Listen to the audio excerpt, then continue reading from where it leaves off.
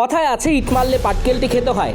নিজেদের জার্সিতে পাকিস্তানের চিহ্ন রাখেনি ভারত। এবার ভারতের পতাকা উঠছে না পাকিস্তানের আকাশে। এমন ঘটনায় ঘটছে চ্যাম্পিয়ন্স ট্রফির আয়োজক দেশ পাকিস্তানে। চ্যাম্পিয়ন্স ট্রফি শুরু হতে আর বেশি দেরি নেই।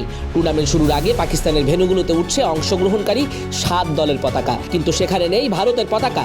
জানিয়ে শুরু হয়েছে তুমুল আলোচনা সমালোচনা। ভারতীয় সংবাদ মাধ্যম হিন্দুস্তান টাইমসের খবরে বলা হয়েছে, সামাজিক যোগাযোগ মাধ্যমে একটি ভিডিওকে ঘিরে তোলপাড় চলছে, যেখানে দেখা যায় করাচির জাতীয় স্টেডিয়ামে 7টি দলের পতাকা উঠতে দেখা গেলেও নেই ভারতের পতাকা। ভিডিওটি নিয়ে চলছে আলোচনা। বিশেষ করে ভারতের সমর্থকরা ক্ষুব্ধ প্রতিক্রিয়া দেখাচ্ছেন। দেশটির সংবাদ মাধ্যমগুলোতে হচ্ছে একের পর এক সংবাদ প্রকাশ। তবে টাইমস অফ ইন্ডিয়া বলছে ভিডিওটির সত্যতা পাওয়া যায়নি। তবে ধারণা করা হচ্ছে চ্যাম্পিয়ন্স ট্রফি খেলতে যেহেতু রোহিত শর্মা, বিরাট কোহলিরা দুবাইকে বেছে নিয়েছে পাকিস্তানের জায়গায়, তাই ভেন্যুগুলোতে ভারতের পতাকা রাখা হয়নি।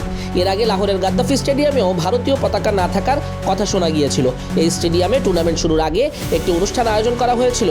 সেই অনুষ্ঠানের ভিডিওতেও ভারতের পতাকা দেখা যায়নি।